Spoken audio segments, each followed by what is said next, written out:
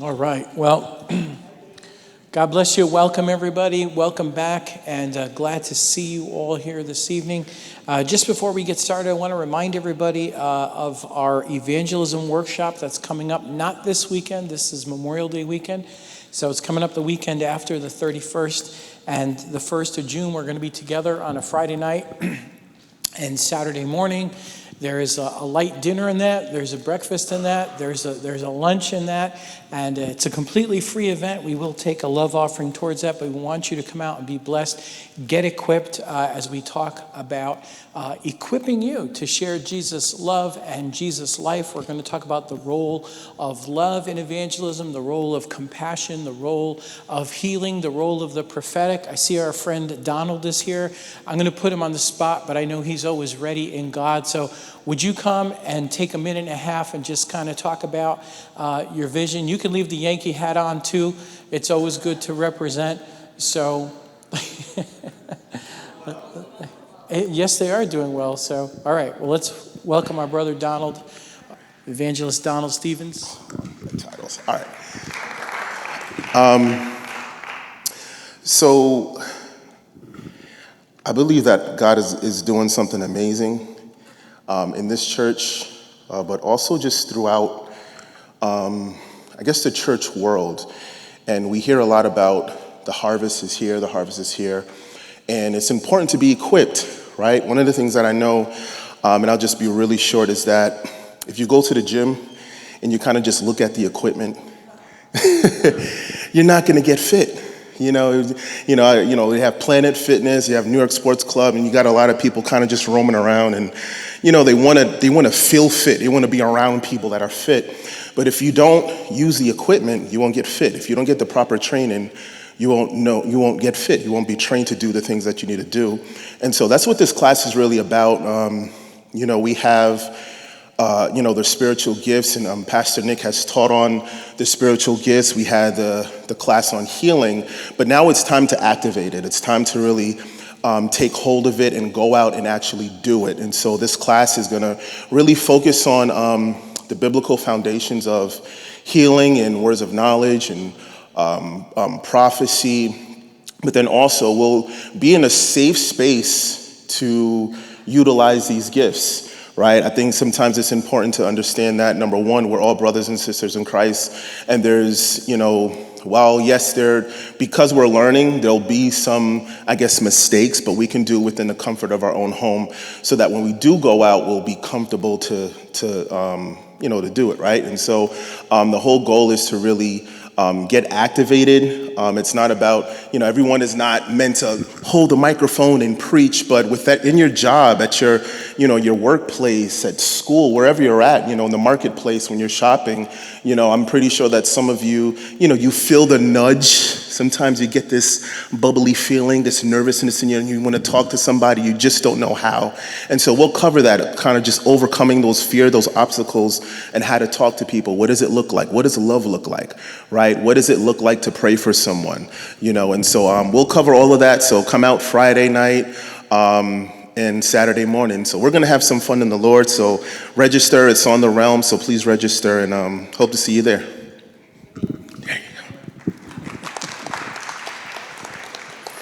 Thanks, bro. There is a little flyer up there by the front table, and there's a link there that you can use. There's a QR code that you can scan as well to RSVP. All right, last time we met, we were looking at Paul's third missionary journey, and we are nearing the end of the road. So we only have 2 more sessions after tonight. Our last class in this course is going to be June the 5th. So thank you for hanging in. I know this has been a long journey. You guys have been on the road with me longer than Paul was on the road. And, and I appreciate that. Humbled by that you, are in it to win it every week, and that you love God's word. It's a blessing. So last time we met, we were looking, as I said, at the third missionary journey. This was the most fruitful period of Paul's ministry that we know of, and it was mostly centered in and around that mega city of Ephesus. So we talked about how Ephesus was a center for the occult, but that the name of Jesus was magnified there because of the Lord's power over the evil spirits and because also of the unusual miracles that God was doing through Paul. How many of you know when the Holy Spirit says that your miracles are unusual? That's pretty cool, right? And of course, the word was also being delivered in great power because we need the word to be born again, to be regenerated. And Paul was there reasoning and persuading the people every day in one of the philosophical schools.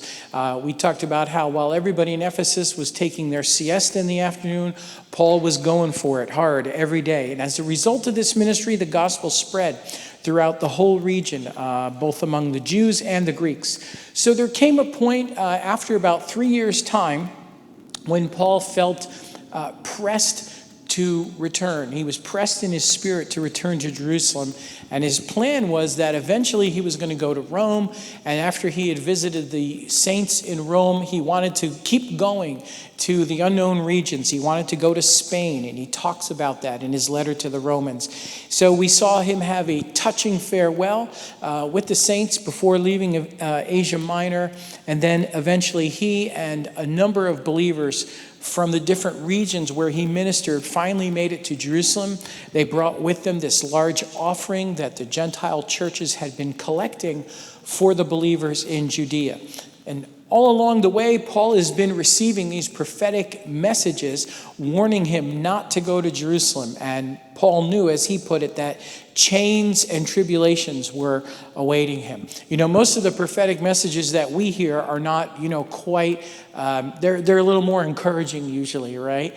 Nobody wants to go to church everywhere they go and get a prophetic word saying that chains and tribulations are awaiting you. But nevertheless, Paul was determined to completely fulfill what Jesus called him to do. And in the end, his companions were finally just had that grace in their heart of acceptance to say, let the Lord's will be done. So that's where we left off. And as we finish chapter 21 tonight, and we're going to continue rolling forward, we're going to see what happens now as Paul goes to Jerusalem and he begins the next phase of his life and ministry, which is really about almost the last phase of his ministry. Up until now, Acts has been about the progress, the forward spread of the gospel. But now Luke is going to focus on Paul defending himself, and also, at the same time, we're going to see the Jewish leaders rejecting the gospel message.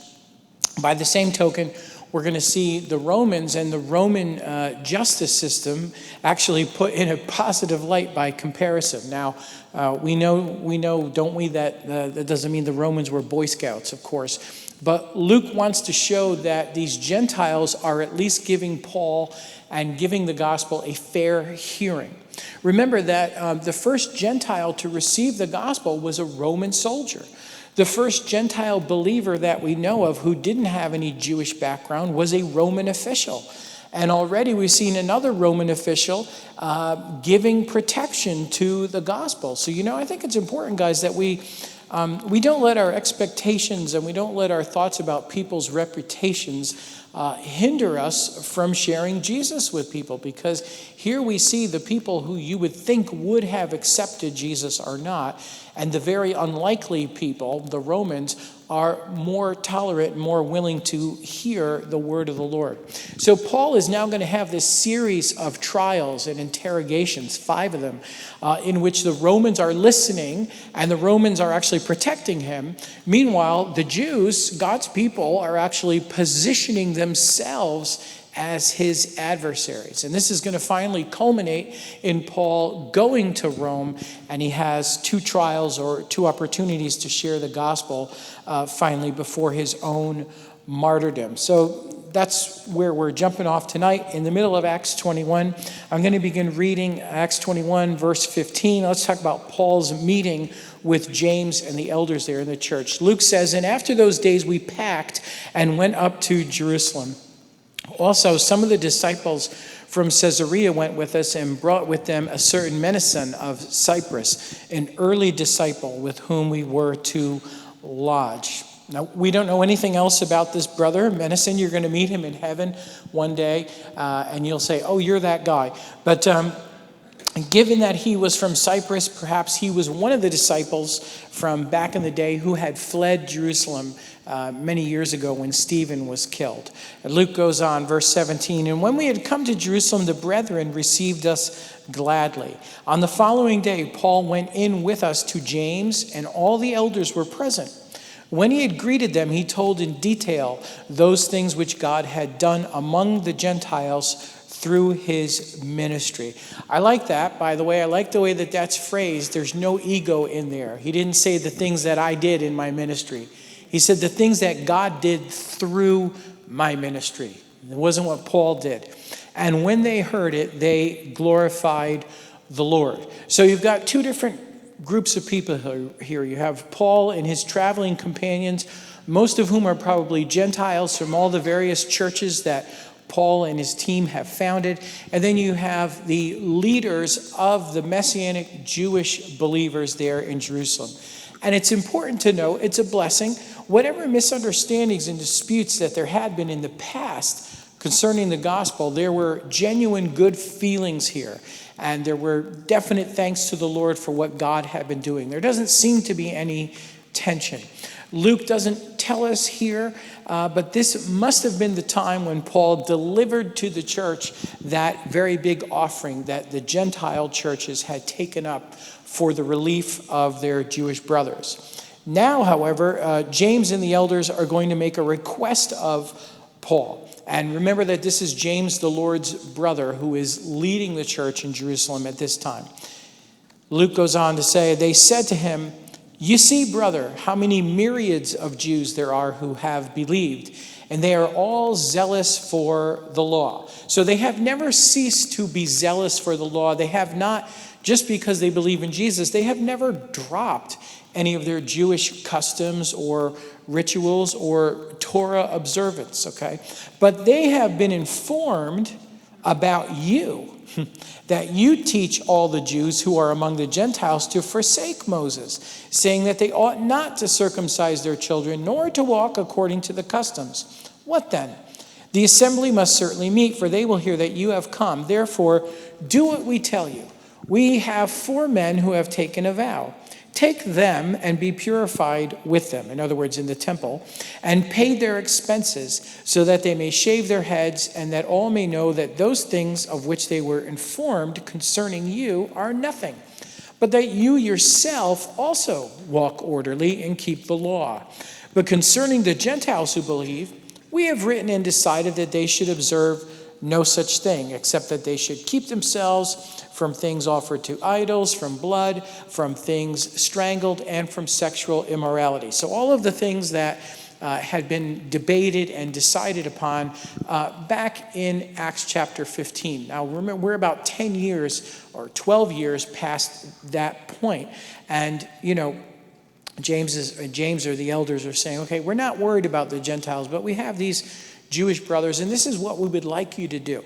So then, verse 26, "Then Paul took the men, and the next day, having been purified with them, entered the temple to announce the expiration of the days of purification, at which time an offering should be made for each one of them." So Paul is, he's doing what a good Jew would have done on going back to Jerusalem anyway. He would have gone to the temple to be purified. They would have sprinkled him or something because he's coming from travel in Gentile land. So it's just something that they wanted to do in order to fully participate in the life of the people, the life of the temple. When you're coming back into God's land, you want to be purified. So the issue here in this conversation, which might strike you as a weird conversation, the issue is that Paul has become famous, or really infamous, to the Jewish people who don't believe in Jesus. This is an idea that the Messianic believers in Jerusalem have come up with as a way to let people see that Paul is not teaching people against the law. It had already been decided that Gentiles didn't need to keep the law, of course, but perhaps what's happening is the Messianic believers were feeling the heat of persecution because of Paul. The persecution doesn't seem to have been so great. Once Stephen was killed and some of those others were forced to flee Jerusalem, it seems like there's kind of a uneasy coexistence there around Jerusalem. Are you with? Does this make sense? Between the Jews who believe in Jesus and the Jews who don't believe in Jesus. Because the Jews who believe in Jesus are still living like Jews. But Paul is a problem because of what he does and what he teaches. And so maybe the Messianic believers in Jerusalem are feeling the heat because of Paul. And they tell Paul, say, hey, Paul, look, there's myriads of Jewish believers here in Jesus. Your Bible translation may say thousands, but that's incorrect. Most English Bibles don't pick this up well because the word, and the version I've given you there, is myriad. That is the word in Greek, and that is a Greek word that means 10,000. So he's saying there are tens of thousands of Jews here that believe in Jesus. Now it sounds like these guys, these four men, had taken another oath or vow of the type called a Nazirite vow. You remember from a couple of weeks ago, from one of our earlier sessions, that Paul himself had taken a Nazirite vow. This is a vow, you remember in the Bible, if you weren't here when we talked about it, like Samson. You take this oath or this vow, and it's a way of intensified fasting. So you don't have any wine, you don't have any meat, and you let your hair grow. And at the end of the vow, what you do is you shave your head, and you offer that hair to God in the temple. So that's a way of sort of physically giving God your consecration, if you will. Like, this is the hair of my consecration. And so you get purified after that. You give offerings, and then you're free from your vow. Now, this was going to cost Paul. This was going to hit Paul in his wallet, but it would allow people to see that he still did honor the law and that he still did follow Jewish customs. I don't know why they question that, because it wasn't too many years before this that Paul himself was there doing this very thing. Why would Paul agree to do this? A lot of people have debated whether Paul was right to do this or whether he was wrong. Certainly, Paul did not believe that Jews or anybody else could be saved by keeping the law. Even James and the other Messianic believers didn't believe that. But it seems that Paul was willing to go along with this for the sake of unity. And I think we could admire that, even if we wish maybe that he had taken a firmer stance. You know, in 1 Corinthians 9, and I've given you the quote there, Paul tells us his guiding principle in matters like this. He says, "To the Jews I became as a Jew, so that I might win Jews. To those who are under the law," he says, "I became as someone under the law, so that I might win those who are under the law. I have become all things to all men, so that I might by all means save some." So this is not about believing that you're saved by doing this. It's about, regulating your life in such a way that you don't become an unnecessary offense to someone else. So, if I'm hanging out with the Greeks in Asia Minor, maybe I would eat something that I wouldn't eat if I were in Israel in front of the Messianic believers. So for the sake of the gospel, Paul would make accommodations if he could make them, as long as he wouldn't compromise the truth of the message of salvation, of grace in Christ. And so Paul was willing to do this. We don't see any record that there was a debate or an argument. Maybe he rolled his eyes. Luke doesn't tell us. We don't know. So Paul agrees to go to the temple with these men on the required days. I think they had to go a couple times and go through the required rituals. And the idea was, okay, Paul, this is going to show everybody that you are still a faithful Jew and you still honor our ancient customs. So what happens? Well, what happens is that Paul ends up needing to be rescued by the Romans. So in verse 27, it says, "Now when the 7 days were almost ended, the Jews from Asia," that means Asia Minor, right? Could be Galatia, all these areas where Paul had been preaching. "Jews from Asia, seeing him in the temple, stirred up the whole crowd and laid hands on him, saying, 'Men of Israel, help. This is the man who teaches all men everywhere against the people, the law and this place. And furthermore, he also brought Greeks into the temple and has defiled this holy place.' For they had previously seen Trophimus the Ephesian with him in the city, whom they supposed that Paul had brought into the temple. All right, you have the picture where they grab Paul and say, "Men of Israel, help." What they mean by help is they mean, help us beat this man to death. So there were Jews there who recognized Paul, and they accused Paul of bringing Trophimus into the temple. Now, this was false. This was a false charge, but it was an extremely serious charge. It was a charge that could end your life. You remember from our discussions about the temple that Gentiles were only allowed into the outer courts. Once you went into the inner court, only Israelites could go into that inner court. And the next deeper court, only Israelite men could go. And beyond that, only priests could go. Gentiles were allowed to go into the outer court or plaza area. And there was this long wall that separated one courtyard from another. It was about 4.5 feet high, a wall. And this is kind of what Paul's talking about in Ephesians when he says that Jesus has broken down the middle wall of partition, that is between us, if you ever wonder what he's talking about there.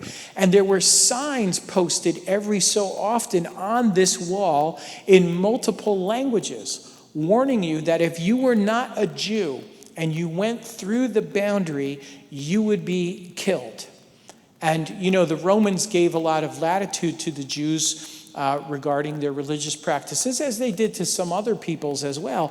But the Romans allowed the Jews to enforce this law, even if it were going to be enforced against a Roman. So even if a Roman or a Greek went past that barrier, the Romans would have allowed the Jews to kill that person. So, famous Bible scholar of the previous generation, F.F. Bruce. If you ever get a chance to read anything by F.F. Bruce, he's written some wonderful books about the book of Acts and other historical things connected to the New Testament and the canon of Scripture. This is what he said. This is a quote. "Two of these notices, both in Greek, have been found. One in 1871 and one in 1935. The text of which runs, quote, 'No foreigner may enter within the barricade which surrounds the temple and enclosure. Anyone who is caught doing so will have himself to blame for his ensuing death.'" Titus was the Roman general and later became emperor. He reminded the Jews that the Romans had given them permission to kill such as go beyond it, though he were a Roman. So this was a big deal.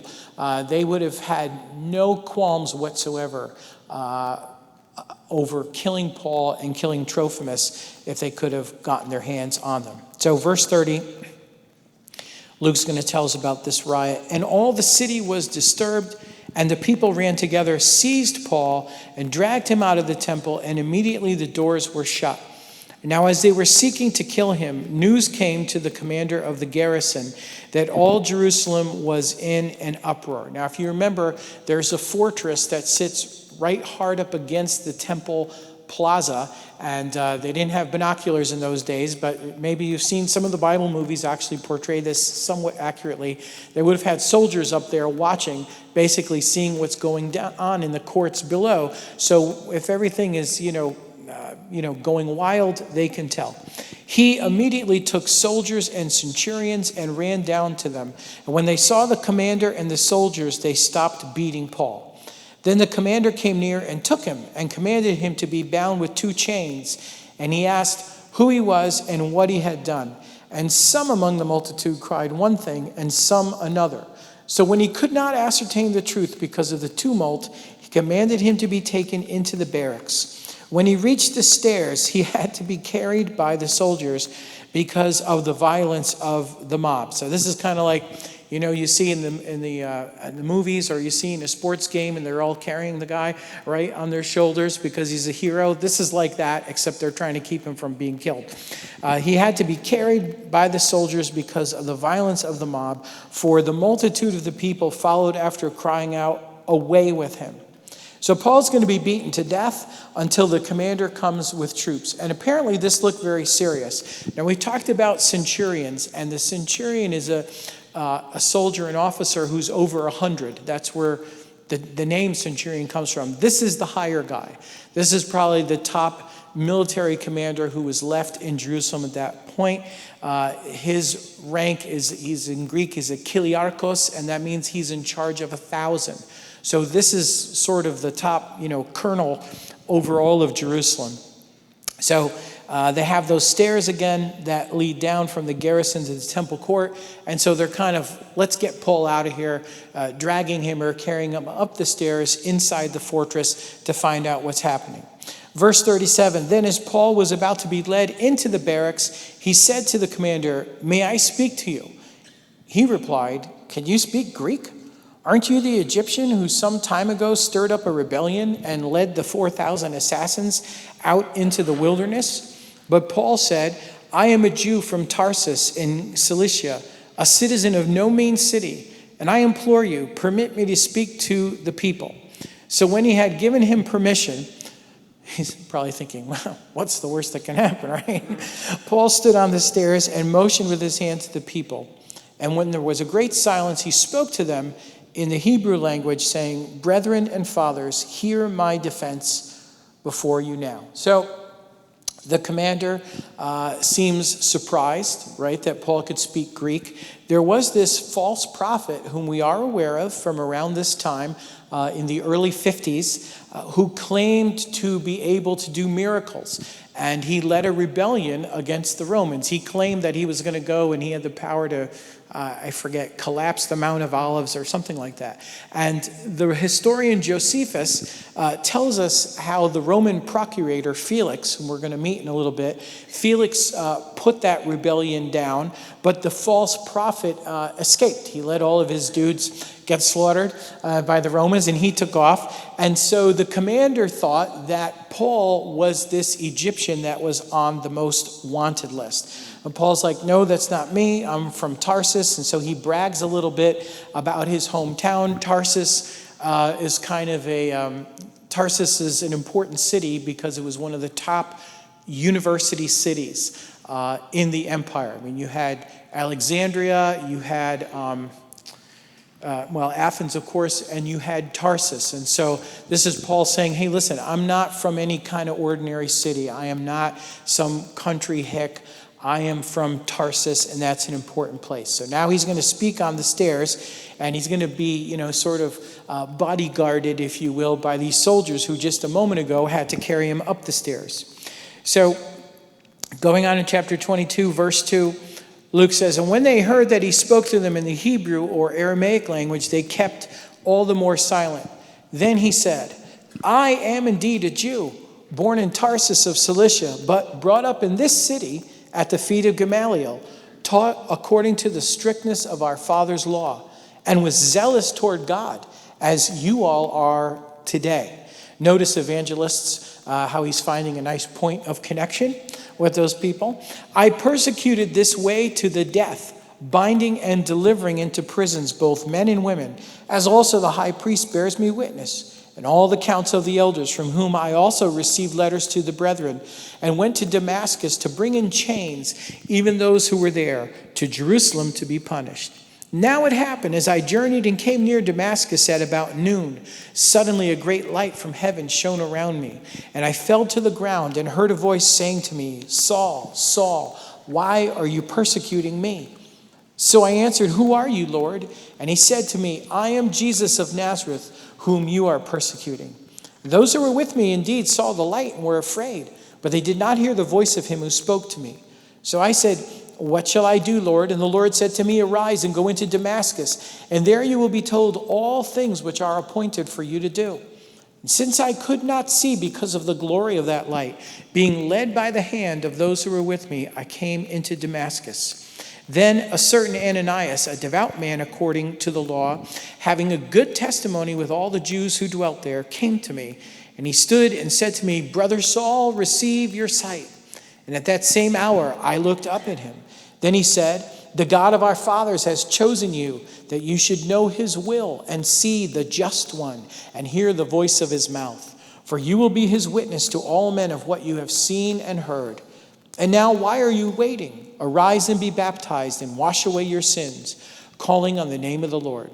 Now it happened when I returned to Jerusalem and was praying in the temple that I was in a trance and saw him saying to me, make haste and get out of Jerusalem quickly, for they will not receive your testimony concerning me. Now remember, this is some years back when he first came, when Barnabas first introduced him to the others and convinced the others that he was on the level. So I said, Lord, they know that in every synagogue I imprisoned and beat those who believe on you. And when the blood of your martyr Stephen was shed, I also was standing by, consenting to his death and guarding the clothes of those who were killing him. In other words, they're going to believe me because they know what a hardcore Jew I have been. Then he said to me, depart, for I will send you far from here to the Gentiles. And they listened to him until this word. And then they raised their voices and said, away with such a fellow from the earth, for he is not fit to live. Then as they cried out and tore off their clothes and threw dust into the air, the commander ordered him to be brought into the barracks and said that he should be examined under scourging so that he might know why they shouted so against him. So speaking in Hebrew or Aramaic was a wise and strategic move on Paul's part. This is Paul's retelling, obviously, of his encounter with Jesus and about his calling as he perceived it. And we get some details here. We get quite a number of details that Luke has not given us before, but there are a few things to notice in the speech. First, notice all the way through. Notice how Paul is taking such great pains to emphasize his Jewishness to the crowd. If you go through this speech again and underline every reference to Jewish things, praying in the temple, being Jewish, being raised in the Torah, all of these things and so forth, he wants them to know that he is and was raised and still is a good Jew. You notice the references to his upbringing, to his zeal, how he also says these things about Ananias, commending Ananias' Jewishness. And he wants people to see that his devotion to Jesus is the fulfillment of his Jewishness. And Jesus is the fulfillment of the hopes of the Jewish people. He refers to Jesus as the just one. And he tells the crowd even how he tried to convince Jesus to let him stay in Jerusalem. In other words, he cares about Jews and he cares about Jewish culture and Jewish things in general. He also emphasizes in this story light. So you see many references to light, the brightness of that light, being blinded by the light. The light was so bright, much brighter than the fact that it was noonday. He emphasizes all of these things about light and seeing and not seeing. The Jewish people were called to be a light to the Gentile nations. But this was the very point at which they objected. When Paul mentioned what? That his mission was to Gentiles. It is fascinating to me that they even tolerated, you notice, they even tolerated his speaking about Jesus appearing to him. And they were even patient through all of that, up until the point that he mentions Jesus sending him to Gentiles. So all of that just highlights their prejudice against the very people that they were called to reach and to whom they were supposed to be a nation of priests. Is another interesting parallel here between Paul and Jesus. Just as they had done 25 years before this with Jesus, the crowd cries out, away with him. Take him up from the earth, which could be kind of also a reference to being crucified as well. So the commander decides all he can do now is drag Paul inside the barracks to get to the bottom of things. And the way to get to the bottom of things in 58 AD was not with a lie detector test. It was with the Roman way of getting to the bottom of things. So verse 25, Luke says, as they bound him with thongs, Paul said to the centurion who stood by, is it lawful for you to scourge a man who is a Roman, in other words, a Roman citizen, and uncondemned? When the centurion heard that, he went and told the commander, saying, take care what you do, for this man is a Roman. Then the commander came and said to him, tell me, are you a Roman? He said, yes. The commander answered, with a large sum I obtained this citizenship. So in those days, if you weren't born a citizen, the most likely way to become a citizen, unless, the emperor made you a citizen, was by, paying somebody off. So this is most likely a reference to the fact that the centurion paid a great deal of money to somebody to make some paperwork that wasn't quite legit, okay? But Paul said, I was born a citizen.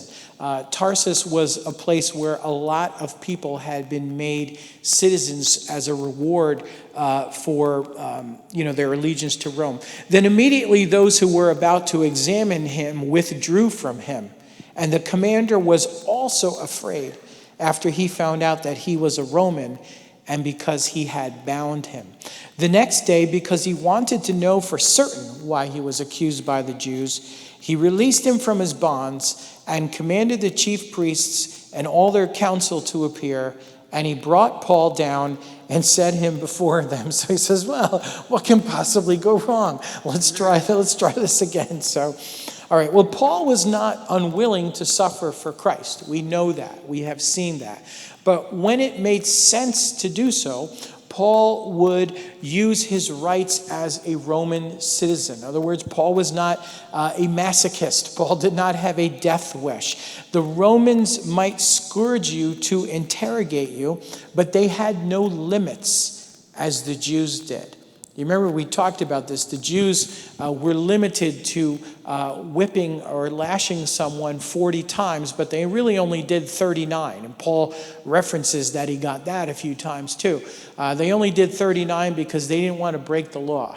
They were afraid of going over and miscounting, so they stopped at 39. That's where we even get our expression 39 lashes. But the Romans, not that any scourging or whipping could be gentle, of course, but the Romans were over the top. If any of you saw the movie The Passion of the Christ, I know you have some idea of that. So the Romans did not go about it like the Jews did. They used a cat o' nine tails. So you have leather straps, multiple cords coming off of the one wooden handle with pieces of bone or metal at the end. So that as you went in and you pulled out, what was coming out was the person's flesh, their organs. Some people just didn't survive that. A lot of people, when they were going to be crucified, they didn't even survive to make it to be crucified because of the scourging that was laid on them. Other people, even if they survived it, they were crippled by it. They were never, they were just not able to walk or function because they had a lot of nerve damage. And certainly all of them were scarred by it. However, citizens of Rome could not be treated that way, at least not before a proper trial. And this is why you have this high-ranking officer. He's the top military commander in Jerusalem, and he was actually afraid merely because he had bound Paul, had started to go through the motions where they would tie you up and lean you over to this grate and then begin to whip you. And so the very fact that they had done that made him afraid because he could get in trouble for doing that to a Roman citizen.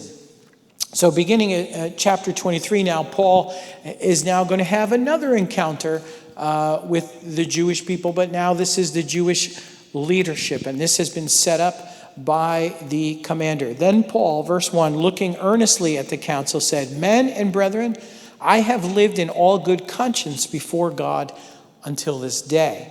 And the high priest Ananias commanded those who stood by him to strike him on the mouth. Then Paul said to him, God will strike you, you whitewashed wall, for you sit to judge me according to the law, and do you command me to be struck contrary to the law? And those who stood by said, Do you revile God's high priest? Then Paul said, I did not know, brethren, that he was the high priest, for it is written, You shall not speak evil of a ruler of your people. And we don't know why Ananias commanded Paul to be struck, unless he thought that it was just so outrageous that Paul claimed to have a good conscience. You couldn't strike somebody like that without it being punishment after a trial. But it doesn't seem that Ananias was known to history to have been a good person. The Jewish historian Josephus, who we have to admit Josephus was biased in favor of the Romans who he was working for, but Josephus claimed that Ananias was a bad guy. He hoarded money and even, and I'm quoting Josephus here, took away the tithes that belonged to the priests by violence. So in other words, Ananias ran an operation where he had some thugs under him who literally threatened or extorted the priests who were supposed to make their living off the people's tithes, right? And he extorted that money out of the priests with violence. So this is the kind of high priest you're talking about here. Paul seems in turn to have really lost his cool here. This is one of the few things, if not the only thing, we can find where Paul feels that he has to retract and make a kind of apology. And Paul is acknowledging here the scriptural principle that God does not give us permission, God does not give us license to curse people, those who are in authority over us. What's the reference to a whitewashed wall? If you don't know that expression, Jesus used that as well. A whitewashed wall was a tomb. So inside it was bones and decaying bodies and so forth, and they painted it with whitewash to alert people so that you would not touch it, so that you would not walk on it. And it was a way of alerting people to the fact that there was rottenness inside that would make you ritually defiled. And so Paul is saying that's what you're like. You're full of hypocrisy and filth. You are a whitewashed wall. So in fairness, let's be fair to Paul. He had been badly beaten half to death the day before, and they did not have, Advil in 58 AD, and I'm sure he wasn't feeling too good. He literally, remember, we read these things and we kind of like zip through these biblical stories when we read them, but the man was literally being beaten to death, maybe 12 or 16 hours before this. Now, we also don't know why Paul didn't recognize Ananias. Some people have wanted to attribute this to Paul's supposed eye problems that scholars tell us about. Others point out that Paul hadn't really spent much time in Jerusalem over the years. We know that's true. And Ananias, we know from history that Ananias became high priest in the year 48. So this is perhaps 10 years after that. And it's quite possible that even though Paul was raised, around power, so to speak, maybe Paul just no longer knew who all the players were by sight at this point. Also, this was a hastily put together meeting. The high priests didn't always have access to their high priestly garments because the Romans kept them locked up, and it was a way of controlling the people. So if this was a hastily called meeting, Ananias might not have been wearing anything that would have marked him out as being the high priest. So these set of chapters here have a lot of Bible mysteries in them. Verse 6, what happens? But when Paul perceived that one part were Sadducees and the other Pharisees, he cried out in the council, "Men and brethren, I am a Pharisee, the son of a Pharisee. Concerning the hope and resurrection of the dead, I am being judged." When he had said this, a dissension, which is a nice religious way of saying fight, arose between the Pharisees and the Sadducees, and the assembly was divided. For Sadducees say that there's no resurrection and no angel or spirit, but the Pharisees confess both. And then there arose a loud outcry. And the scribes of the Pharisees' party arose and protested, saying, "We find no evil in this man, but if a spirit or an angel has spoken to him, let us not fight against God." Now when there arose a great dissension, the commander, fearing lest Paul might be pulled to pieces by them, commanded the soldiers to go down and take him by force from among them and bring him into the barracks. But the following night, the Lord stood by him and said, "Be of good cheer, Paul, for as you have testified for me in Jerusalem, so you must also bear witness at Rome." Well, there are a lot of people, I think, who have seen Paul's outburst here as a kind of a trick to divide and conquer. That's a little bit cynical, maybe. But other people would say, look, he's actually getting to the heart of the issue, which is Jesus' resurrection. The Pharisees believed in the resurrection, and Paul, of course, wanted to get across them that the resurrection of Jesus which will enable our own resurrection, is in fact our ultimate hope. The resurrection of Jesus establishes the hope that was promised to Israel and to God's people. The Sadducees, as Paul knew, were what we would call the theological liberals of the day. They didn't believe in these supernatural things. Paul was a Pharisee. He was raised as a Pharisee, and he shared their opinions, their literal belief in the Word of God. And so, because of that, because of the animosity against the Sadducees, it seems that these Pharisees that were there, they were willing to go along and say, well, okay, maybe this guy, maybe he really did have an experience from God. And they came out with the same exact reasoning that Gamaliel had come out with 25 years before when they martyred Stephen. They said, well, before they martyred Stephen, when they were persecuting the apostles, they said, let's not, possibly find ourselves in the position of fighting against God himself. But once again, the commander has to rescue Paul before he gets pulled to pieces. And then we have this wonderful encouragement. So here's Paul. He's discouraged. People are not believing the testimony that he's giving, but the Lord stood by him. And I like that. Now, Paul, several times he has seen Jesus since his original conversion on the road to Damascus, right? He has seen the Lord a couple of times, at least that we know of, in a trance. But now it says Jesus stood by him. This is a special appearance, and said, Paul, be encouraged, be of good cheer. It's a word that is almost exclusively used by Jesus in the Bible. This word is only used by Jesus or in connection with Jesus. It's a special word in the Greek. It's the word that Jesus used when he said, in the world you will have tribulation, but be of good cheer, because I've overcome the world. And Jesus makes Paul this promise. You're going to make it to Rome. You're going to get there. And how many of you know if Jesus comes and appears and says that to you, it's going to happen. We don't know how. We don't know how long it's going to take, but he's going to get there. And I have to believe that as Paul would now go through all this aggravation, sit in jails for a couple years, almost die in the ocean or the sea, and end up being chained up for a couple more years, the strength of that word alone must have carried him through, that he had a word from Christ himself, that he was going to fulfill his mission and bring that message all the way to the face of the emperor. And that's awesome. So thank God for the way that Jesus encourages us through his word. Amen. Verse 12, when it was day, some of the Jews banded together and bound themselves under an oath, saying that they would neither eat nor drink until they had killed Paul. Now there were more than 40 who had formed this conspiracy. They came to the chief priests and elders and said, we have bound ourselves under a great oath that we will eat nothing until we have killed Paul.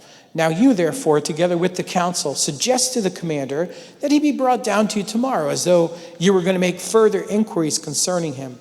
But we are ready to kill him before he comes near. So when Paul's sister's son heard of their ambush, he went and entered the barracks and told Paul.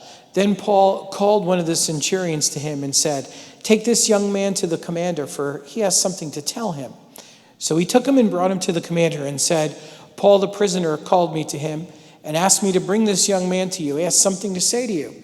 Then the commander took him by the hand, went aside, and asked privately, what is it that you have to tell me? And he said, the Jews have agreed to ask that you bring Paul down to the council tomorrow, as though they were going to inquire more fully about him. But do not yield to them, for more than 40 of them lie in wait for him, men who have bound themselves by an oath that they will neither eat nor drink till they have killed him.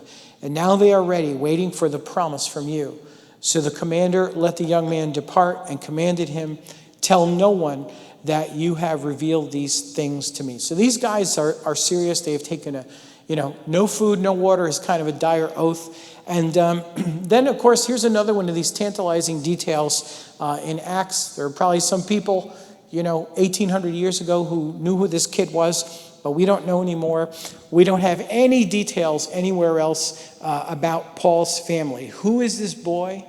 What's his connection to everyone? How does he have access, to the inner circle that he can spy on these top officials? We just don't know. We do know from Paul's letters, we know what Paul told the Philippians, that he had suffered the loss of all things for the sake of Christ. So I think the Bible scholars tend to assume that Paul's family had disowned him by this point, and yet he seems to have a relative. Maybe this is a 10-year-old boy that kind of still has a sweet spot in his heart for his crazy Uncle Paul. And so the commander now is going to send the problem, that is Paul, further up the chain of command as high as he can and just get Paul out of his lap. So in verse 23, it says, "And he called for 2 centurions, saying, prepare 200 soldiers, 70 horsemen, and 200 spearmen." We don't really know what that word spearman is, actually. That's a word that doesn't appear anywhere else in the Greek of this time, either in the Bible or out of the Bible. So they think it has something to do with spearmen, soldiers of a certain type. It may include extra horses. They literally don't know what it means. To go to Caesarea at the 3rd hour of the night, that's 9 p.m. for us, and to provide mounts to set Paul on and bring him safely to Felix, the governor. So we're going all the way to the top.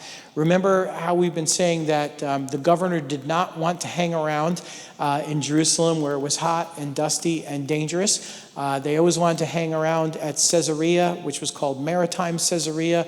Beautiful castles and buildings on the beach, nice breezes coming off the Mediterranean, luxury, brand new palaces that Herod had built, in the decades before. So that's where the Roman administrators were stationed. And verse 25, he wrote a letter in the following manner: Claudius Lysias, to the most excellent governor Felix, greetings. This man was seized by the Jews and was about to be killed by them. Coming with the troops, I rescued him, having learned that he was a Roman. And when I wanted to know the reason they accused him, I brought him before their council. I found out that he was accused concerning questions of their law, but had nothing charged against him deserving of death or chains. When it was told me that the Jews lay in wait for the man, I sent him immediately to you, and also commanded his accusers to state before you the charges against him. Farewell. So short and sweet, typical letter of the ancient world. It starts out at the top. You sign the letter at the top, not at the bottom. Makes sense. So we learn the commander's truth, his name, and we see that he shades the truth here. So if you're reading this, if you're Luke's original audience, you're smirking because you can spot the lie. It makes it look like he rescued Paul because he learned that Paul was a citizen. Like, oh, look, they're attacking a Roman down there, which obviously is not at all what happened. But it's very interesting. Luke wants you to see that once again, a Roman official is concluding that Paul has done nothing wrong. Christians are not a problem. That is one of Luke's goals in writing Acts. And we're going to continue to see the Romans saying that Paul has done nothing wrong. And this is a big detachment of soldiers, if you couldn't figure this out. And after everything that he'd already seen, our friend Claudius here must have decided that the threat to Paul was real. So verse 31, we wrap it up here. But you guys did not know that I could cover so much in one night, right? Then the soldiers, as they were commanded, took Paul and brought him by night to Antipatris. The next day they left the horsemen to go on with him and returned to the barracks. When they came to Caesarea and had delivered the letter to the governor, they also presented Paul to him. When the governor had read it, he asked what province he was from, which is kind of another line to chuckle at if you're the original audience. And when he understood that he was from Cilicia, he said, I'll hear you when your accusers have also come. And he commanded him to be kept in Herod's praetorium. All right, so we meet the governor Felix, and the reason why he asked Paul what province he's from was because he probably also wanted to send the problem away. If Paul was from the next door province, he could have kicked Paul down the road, but he's like, oh, all right, if I have to, I have to. I'll deal with you if I have to. This is another not so nice person, Antonius Felix. He governed Judea, we know, starting in the year 52, and he ruled Judea for about 7 or 8 years. These guys were very highly political, especially once the emperors took over. It's all about favoritism. It's all about who you know, who you're related to. His brother was the secretary of the treasury for the emperor Claudius, and perhaps that would explain how he got this job at a seaside castle. But he was a ruthless person. He was ruthless in putting down uprisings. These guys invented that idea, right? Kill them all, let God sort them out if they had any doubt, right? Luke is later going to tell us actually that Felix is not a man of good character. And we believe from history that Felix even hired assassins to kill the Jewish high priest at one point. The priest who was, I think, the priest before Ananias. Neither of these guys was nice, and they had given Felix and the Romans some trouble. And so Felix hired some assassins who jumped the high priest right in the temple area and stabbed him and killed him. And they believe that Felix was actually behind that. And the politics here are definitely intense. We will find out next time that Felix was married to a Jewish woman named Drusilla. And Drusilla just happened to be the daughter of King Herod Agrippa. Herod Agrippa was the one who martyred the apostle James. So there are a lot of political connections here. Oddly enough, Felix and his wife Drusilla, they had a son named Marcus. And Marcus is one of the few people we know by name who died in the eruption of Mount Vesuvius over there at Pompeii in the year 79 AD. So we actually know quite a bit more about all of these Roman characters than we do about the Jewish characters because of the literature and the history that survived. So as far as Paul's concerned, until his accusers come down from Jerusalem, he's going to be kept in the palace, which Herod had constructed there, the Praetorium, which of course doubled as a prison. And if you go to Caesarea today, you can see the spot where this was, and it was probably quite nice for its time. It's right on the beach. The views are gorgeous. And yes, it was prison, but because they've established, at least for the time being, that Paul is a Roman, his treatment and his accommodations were probably decent as far as the first century goes. So now we're going to see what's going to happen is he's going to have a hearing in front of Felix, and he's going to be kept there for a while. During this time period, it's going to be a good couple of years and more. During this time period, Luke and Paul's friends are able to visit Paul, take care of his needs. And the scholars believe that this is the time period during which Luke was traveling around the area, doing interviews and interviewing Mary, James, Peter, Mark, all kinds of people who were in the region. And that's how we got the source material. That's how Luke got his material, which became the Gospel of Luke. That's why when we read Luke's Gospel, we have so many details of the Christmas story that we don't get anywhere else. Because Luke, during this couple of years that Paul is trapped in a prison by the coast, Luke is making his investigations all over Judea. So, God even uses things like that, right? God works all things together for good, even imprisonments when you're scratching your head saying, how long am I going to be here, Jesus? But you promised me I'm going to Rome, and so I'm going to Rome. So, again, so we have next week and the week after, we're bringing this in for a landing 2 weeks for tonight. So that's what I've got for you this evening. I will take some questions. We have time. Yes, sir, Frank. While he was here in this, basically being held as a luxury prisoner, would this be a time of writing letters and passing them on to people like Luke or anyone or Tim? Yes. Some of the letters were written on the road. I'm not sure about what was written here. Some of them were written in his later imprisonment in outside Rome as well, like to 1st and 2nd Timothy and Titus. Those are kind of farewell letters. But yep, he obviously had a lot of time to meditate, read, study, pray, and so forth. So, yep. Correct. They allowed him visitors, right? Which they might have done anyway, but he was a Roman citizen, so unless it had been demonstrated that he had done something deserving of death, they're going to treat him much more leniently, perhaps, than they would have treated some, common thief, right? Who just would have been whisked away to a severe flogging or to a crucifixion. So, but being a citizen, he had to be treated, halfway decently, and he couldn't be crucified anyway. That's why we're pretty sure he was beheaded. So, yep. Yep. Anybody else? Miguel. Thank you. I thought of this question tonight.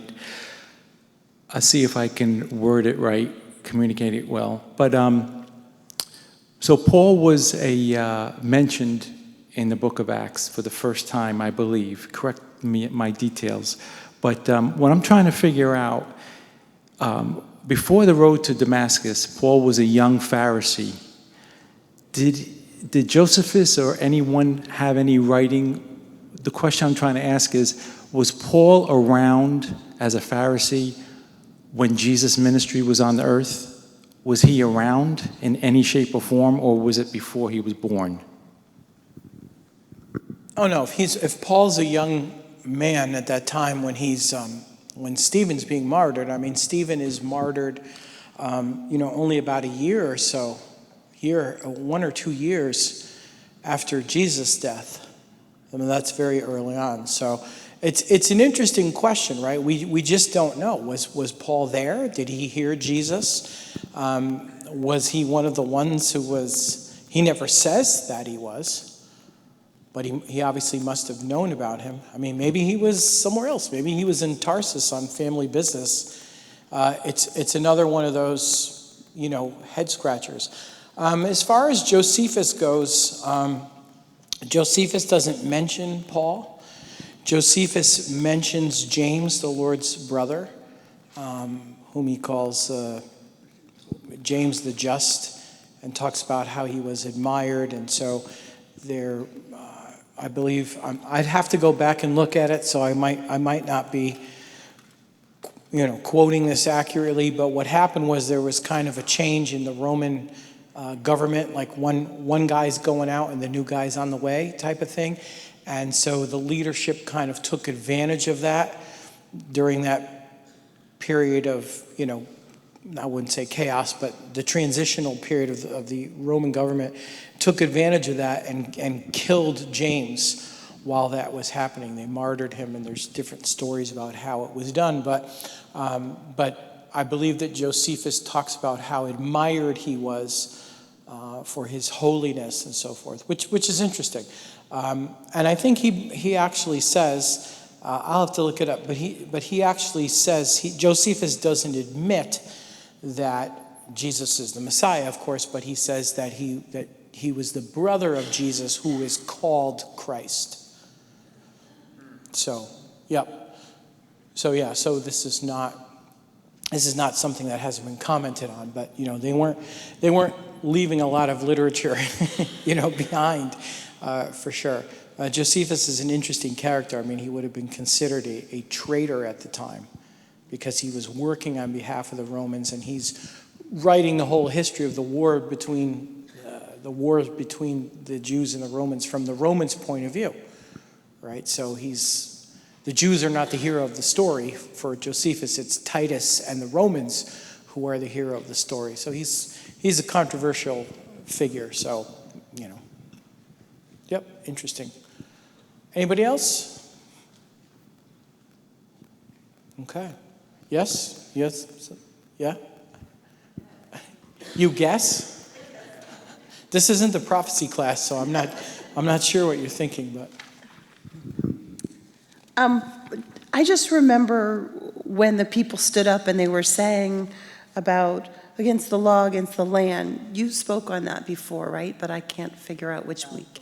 The law and the land, and their argument against him was screaming that out as well in here. Sorry, that's not a question. Except No. you taught on it, did you not? Yeah, so I think you're going back to with Stephen.